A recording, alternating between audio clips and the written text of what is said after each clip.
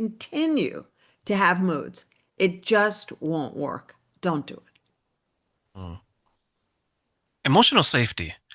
I think I've heard that so often over the last few years. It's a term that's really, it's a popular term right now. What exactly is emotional safety and why is it essential for lifelong love? And believe me, 27 years ago, when I was teaching people about needs, based on all the decades I had studied what was not working in my relationships, what my needs were, what my friends' needs were, and even what my former partner's needs were. I never heard anyone who understood when I said emotional safety. Everybody said to me, huh? So it's thrilling for me to hear you say that, A, you know what it is, and B, it's become popular. It is that feeling of peace you get. If you were lucky enough to come from a family where your nuclear family was loving and calm and you felt safe when you were growing up, remember, everybody didn't. I certainly didn't. So if you had that, that's that experience that you're in a loving nest, if you will, with loving parents, and nobody's pushing you out of the nest or acting in a crazy way or doing anything that is literally dangerous. And so, if you're lucky enough to have that, then of course you know what it is. You need to find that as an adult. If you didn't know what it was, if you didn't have it, you still need to find it. So you need to learn from me or Terrain or someone with these skills what this means, and then identify it for yourself, and then confirm. You have to be sure before you are fully committed that this person is capable. That's one of the biggest issues in relationships. I had to find someone that was capable of that, and it took me 10 years. So hopefully the tips Susan and myself are giving you guys can shorten that, if not make it a much easier journey than we had. How can then someone tell the difference between an occasional bad day and mood swings that are slowly destroying a relationship? Well, if you're really confused about how bad it is, then you may be accustomed to something really bad, difficult, too much drama, too much pain, too many Kleenex. So you want to talk to me, you want to have your free session, you want to get clarity from another person, somebody who is not invested in your relationship, someone who can give you honest feedback.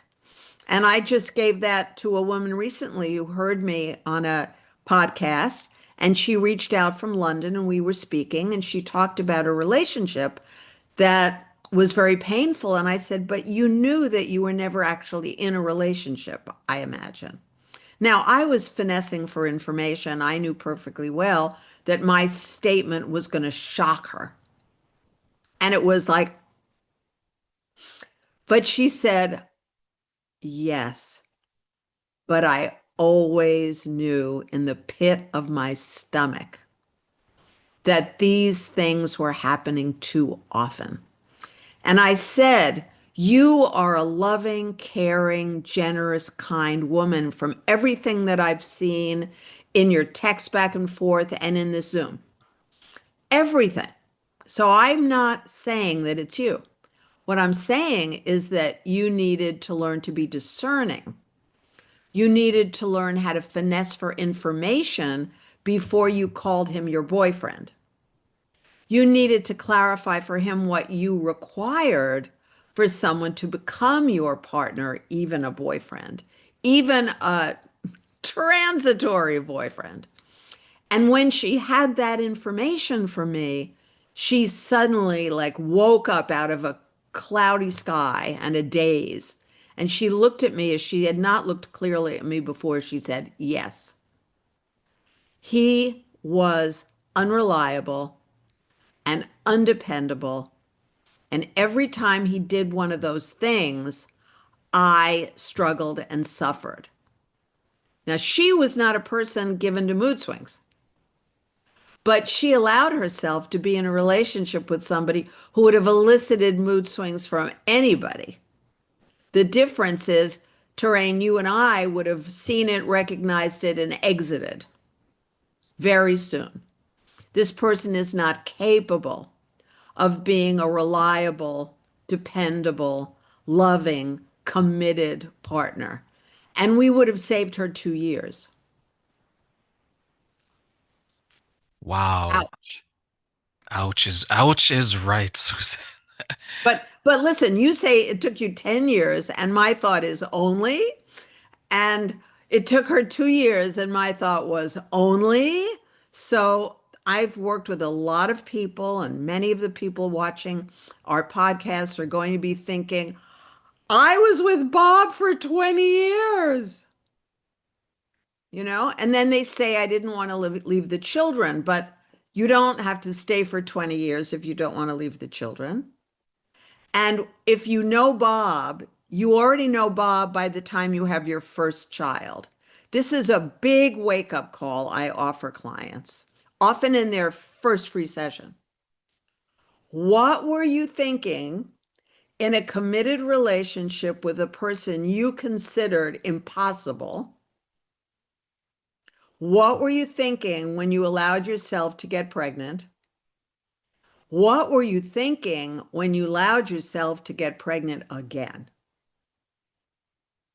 The story flies with me. I just didn't know.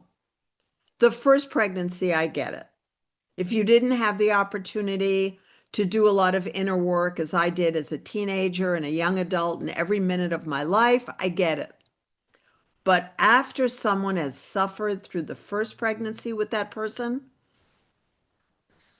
enough. Too much pain, right? I absolutely agree. And there's so many dynamics, right? When someone is struggling in that way, that would maybe lead them to create multiple events with this person that they know is not even worth the words that's coming out of their mouth. It's so heartbreaking to hear. And Susan, like for those who are maybe deep in this or struggling with this, how can someone who is struggling with the anxiety, the depression, or emotional volativeness nature of it actually learn to create emotional safety quickly enough to save a relationship? I'm working with a client right now, Mhm. and I had to first say to him, he's got this issue. I said, listen, whatever you learn about this, it doesn't mean you have to eliminate your partner. Anything you learn can allow you to have a better relationship or can allow someone to get their relationship back on track. You are not obligated, once you observe that someone doesn't meet all your needs, to move on. You may or you may not. You may now, you may later, you may never. What's essential is to understand which part of it is you. So, what is the obvious is we solve the brain chemistry issue in different ways that are non-drug, non-drug. We solve the brain wiring problem through various session work with me because I'm also an expert in Herman brain dominance, which is all about brain wiring. So I've been doing this brain work as an aspect of this, first myself, for decades and decades and decades, and then for clients for 27 years. It always works. I've transformed addiction in more families than I can count with a particular system I developed that utilizes one committed family member, which we talked about in the summit.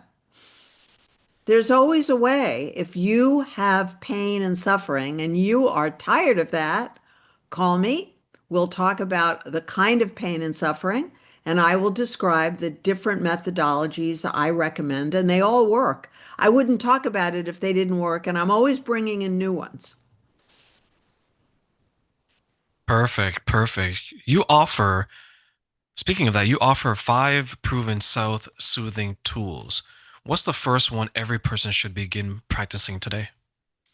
And I was counting them this morning, getting ready to speak to you, and realized that I have added 3 new ones since we spoke about it. So before the summit, I started to add one and then another and another. So the first one is brain breathing. Email me or text me. I'll send you the link to the 7-minute video. If you're someone who loves yoga, it's based in part on yogic breathing. If you're somebody who is devoutly Christian, Jesus was supposed to have done a version of this. Certainly, between all the Hindus and yoga and all the Christians and doing this, you're going to find that, okay, I'm willing to learn this. And of course, those two groups were not doing something that the Buddhists didn't do. Buddha having been a Hindu, so this is already 3/4 of the human population does something like this. But here's the trick. I'm the one who realized, having lived in India, that nobody seemed to be doing this during the day when they were stressed. Sure, they were doing it on a yoga mat. Sure, they were doing it if they prayed. But the purpose of this is to regulate yourself in a relationship or when you're alone or when you're at work. So please reach out to me or reach out to Terrain and we will get the 7-minute video to you. It will take you one review of this to learn it. Then you have to practice, and it has saved lives in car accidents. This one simple tool called brain breathing. For those of you who are looking for something that may be a little bit different but highly beneficial, reach out because one example I always like to give is think of your journey when it comes to healing and recovery as like a tool belt and just pulling out different resources for that day.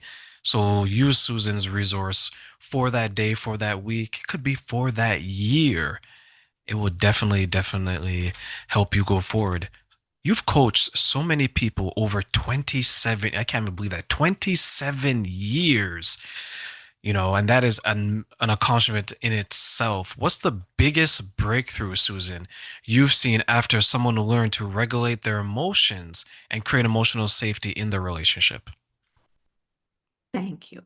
And it's 75,000 coaching hours, just FYI.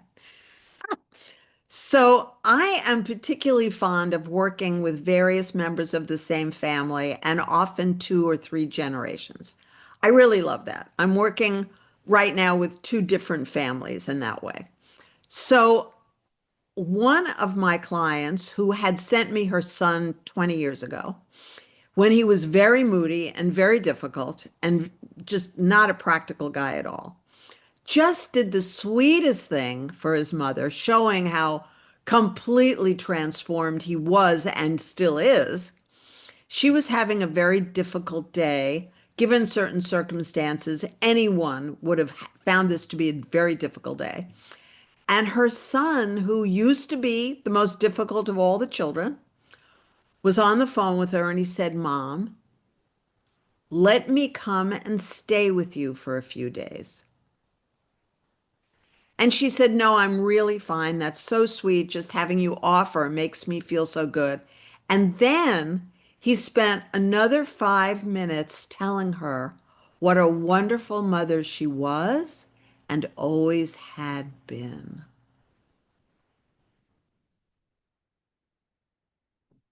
Now, Beautiful. she will never forget that experience this week. She'll never forget it.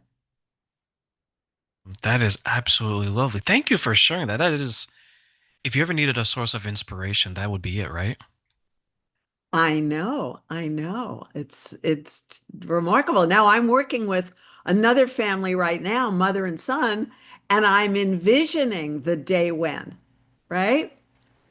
Because we're just starting working my work with the son, so we're just beginning, and he's really getting great value. And I know he's a very sweet guy, and he loves his mother very much, and his mother loves him. And I know that this whole modality is coming for both of them. Let me ask you, Susan, another question. If someone is listening today, remembers only one sentence from your conversation, from our conversation, what do you want it to be? call me because I can help you solve your problem is probably the smartest sentence I could utter, right? Nothing's hopeless. I've seen it all. It's all confidential. I want to close with this last question, Susan, for you. And you and I have done this question so many times, and it's a three wishes question because we always want to wish for peace, love, and happiness for so many people in ways that they can fulfill it. What are three things you wish people knew about the importance of self love and why? This is the ground upon which each of us rests. With self love, you can accomplish a magnificent life. You cannot without self love because you can't focus on wonderful things for yourself if you don't believe you deserve it. So that is where you and I, Terrain, we all have to start. We've all started there. Those of us who were showing up, on summits and podcasts and speaking stages and all the rest of it, 100% of us have done our work. We wouldn't be there otherwise. 100% of us had problems that we solved, or we wouldn't be there otherwise. Mine are, very famous by now. You can ask me, but you can look around. I've been very, very open about everything I had to endure growing up, endure as an adult, and transform. And you must too. But the great news is, I used to say to people, I spent $1 million literally on personal transformation. So every time I would have some extra money in my fashion career, I would spend it where I needed to have more inner peace, to have more self-control, to have more self-love, to have more skills, whatever it is. And I did that so that now you can learn in 12 quick sessions how to turn your life around. I spent decades, so you could do it in 12 sessions. And, some people have done it in less.